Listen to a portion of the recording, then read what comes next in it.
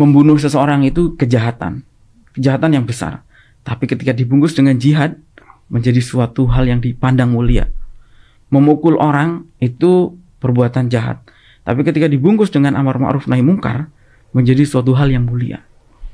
Di Suriah, berzina itu kejahatan agama. Tapi ketika dibungkus dengan jihad nikah, menjadi mulia.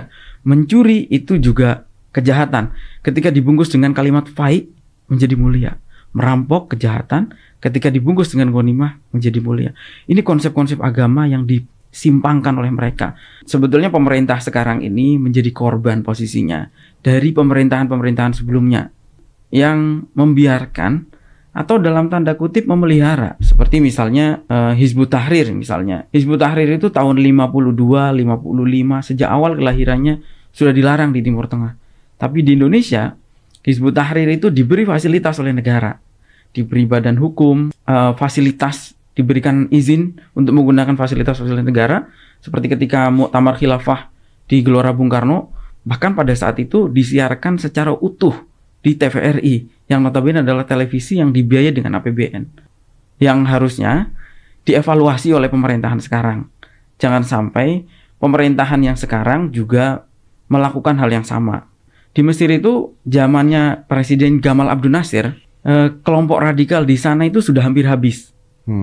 Tapi ketika Gamal Abdel Nasser itu jatuh, kemudian diganti oleh Presiden Anwar Sadat merangkul mereka karena butuh dukungan politik. Padahal ini kepentingan jangka pendek yang sangat merugikan pada jangka panjang. Akhirnya dia sendiri mati di tangan kelompok itu, dibunuh kan. Dan Anwar Sadat ini dibunuh oleh mereka.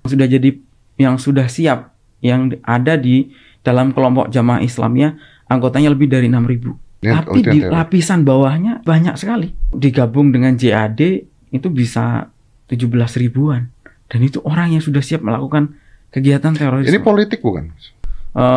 Dengan agama sebetulnya bisa sangat efektif, termasuk untuk melakukan perebutan jabatan politik. Suatu kejahatan apapun ketika dibungkus dengan agama akan terlihat mulia. Tapi mereka mempersempit makna jihad itu hanya serangan secara fisik kepada orang yang di luar kelompoknya. Misalnya pernah ada satu kasus pelaku bom itu adalah mantan preman yang pernah melakukan semua kejahatan mungkin dia pernah lakukan. Kalau datang kepada guru yang tepat, mungkin akan dinasehati untuk introspeksi, untuk evaluasi diri, dan seterusnya. Tetapi ketika datang ke guru teroris ini, dia justru dibilang bahwa dosamu ini sudah terlalu besar dan nggak akan ada yang bisa menghapus kecuali amaliyah jihad fisabilillah. Kebayang. Jadi ini saya dapat cerita dari Ali Imran, pelaku bom Bali. Sosiolog Muslim itu pernah mengatakan bahwa kalau kamu mau mengelabui orang bodoh, maka bungkuslah sesuatu itu dengan agama. Itu diucapkan ribuan tahun yang lalu. Tapi sayangnya sejak saya pulang, terutama tahun 2016, itu saya melihat bahwa peristiwa-peristiwa yang pernah terjadi di Suriah ini di copy paste di Indonesia. Polanya sama, aktornya sama. Kenapa? Karena aktor radikal terorisme ini kan transnasional, yang tidak mengenal batas negara. Contoh misalnya, di Suriah itu salah satu yang perang kan ISIS. Di Indonesia, ISIS juga ada, JAD. Di Suriah yang perang salah satunya juga Al-Qaeda. Di Indonesia ada, yaitu Jamaah Islamiyah.